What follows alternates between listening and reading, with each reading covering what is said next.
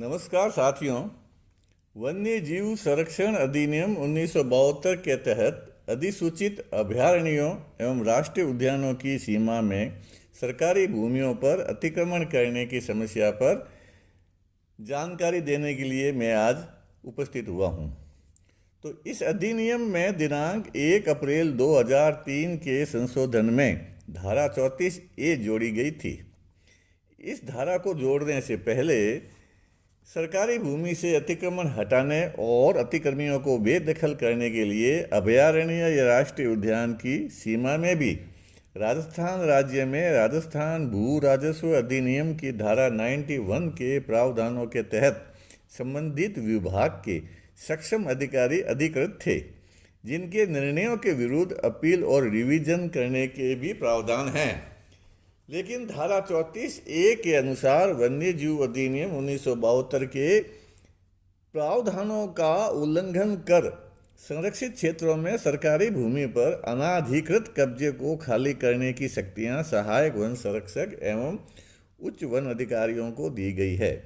और यदि अतिक्रमित भूमि पर अनाधिकृत संरचना, भवन या निर्माण को हटाने और अतिक्रमी से संबंधित वस्तुएं, औजार आदि अधिहरित कॉन्फिस्केट करने की शक्ति उपवन संरक्षक और उच्च वन अधिकारियों को ही है।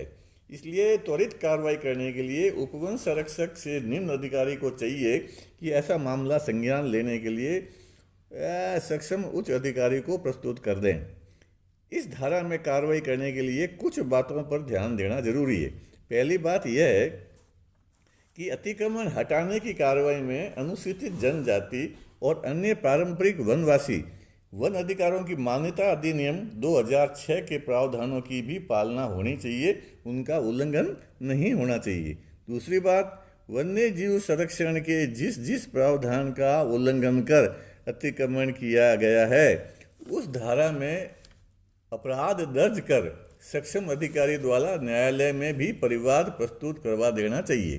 तीसरी बात यह है कि धारा 34A के तहत की गई बेदखली कार्रवाई से प्रावधान के उल्लंघन के विरुद्ध की गई कार्रवाई पर न्यायालय द्वारा दी जाने वाली सजा प्रभावित नहीं होगी। चौथी बात यह है कि बेदखली या निर्माण हटाने या अतिक्रमी से संबंधित वस्तुएं और औजार आदि के अधिग्रहण करने का आदेश जारी करने से पूर्व प्रभावित व्यक्ति यानी अतिक्रमी को अपनी सुनवाई का मौका देना आवश्यक है। यह प्राकृतिक न्याय के सिद्धांत के तहत आता है। धारा 34 के तहत सक्षम अधिकारी द्वारा दिए गए आदेश की अपील या रिवीजन का कोई प्रावधान नहीं है।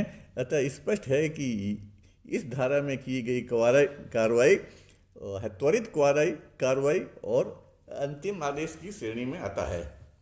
अब सवाल यह आता है कि इस कार्रवाई करने की प्रक्रिया क्या है।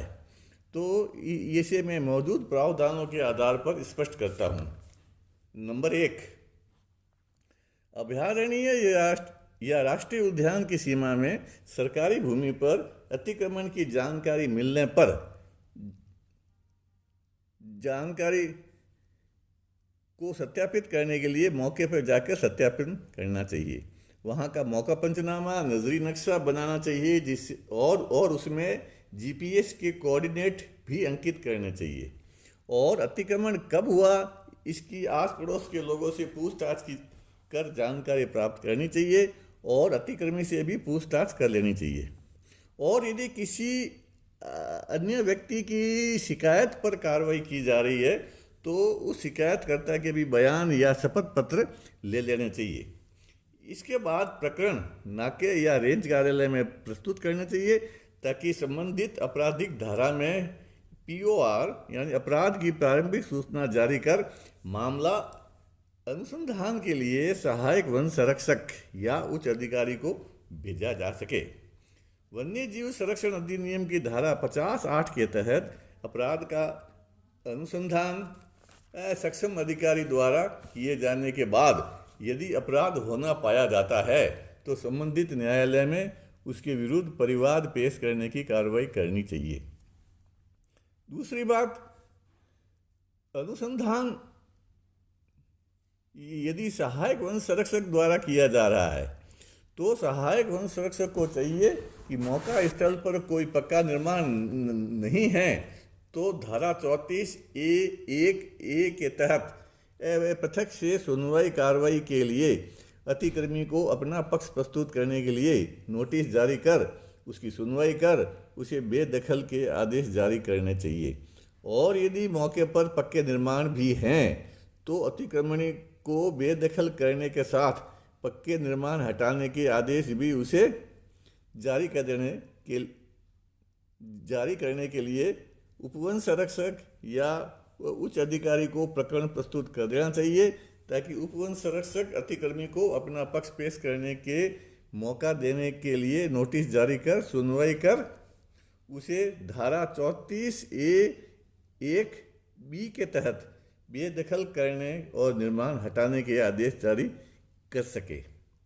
तीसरी बात, यदि मौके पर निर्माण कार्य है और सहायक वन संरक्षक ने धारा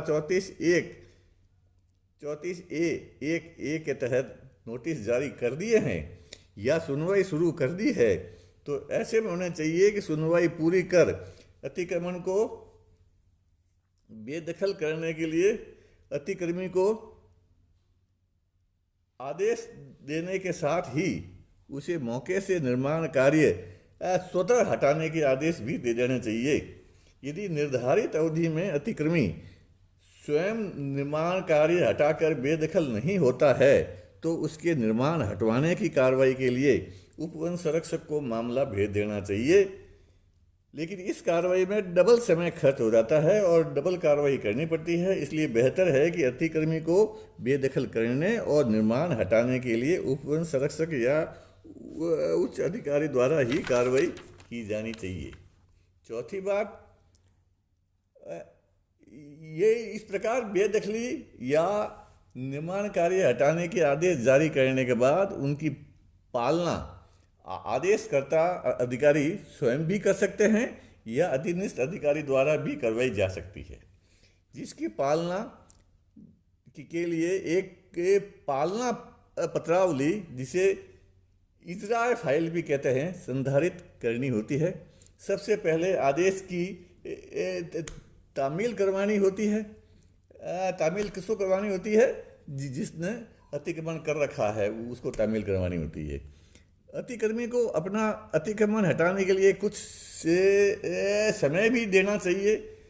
इसके बाद यदि वह निर्धारित समय में अतिक्रमण नहीं हटाए और कानून व्यवस्था भंग होने की संभावना लगे तो पुलिस और प्रशासन की मदद से पक्के निर्माण तोड़कर बेदखली की कार्रवाई पूरी कर देनी चाहिए।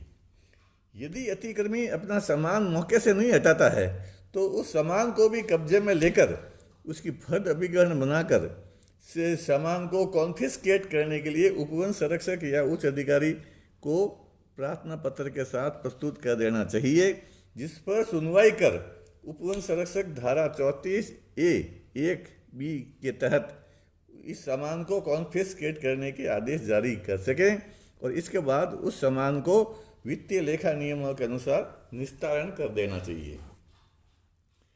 अंत में एक बात फिर से बता देता हूं कि वन्य प्राणी संरक्षण अधिनियम 1972 की धारा 20, 27, 29 के तहत आपराधिक मामला दर्ज कर न्यायालय में आरोपी को सजा दिलवाने के लिए परिवाद पेश कर देना चाहिए।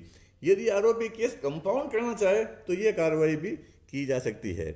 इस प्रकार धारा 34A के तहत अभयारण्य या राष्ट्रीय उद्यानों से अतिक्रमण हटाए जाने के प्रावधान हैं। धन्यवाद।